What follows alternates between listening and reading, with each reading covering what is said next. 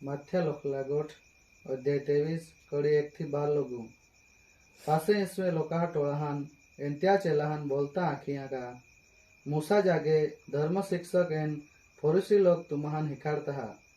त्याहाटी तुम्हान त्या जी काय आखेत ती बादा कोना एन पाळा पेंत्या कामहा पुरमाणे तुम्हा मा कहा कहा का त्या आकता जुदा एन कोता जुदा त्या खूब बाई बा बांधीन मा खांदावत होवेत पेंती उसला हटी यो कांगड़ी बिनाई वाळेत त्या बदा काम माहाल देखाड़ा हटी कोत त्या टोलपहा एन अथावो ओली मोठी पोटियो हतियो एन त्या फाड़का काठ कोला पोगड़ा हता सोना जेवणा माई त्याहान हारा में हारो जागो जोजे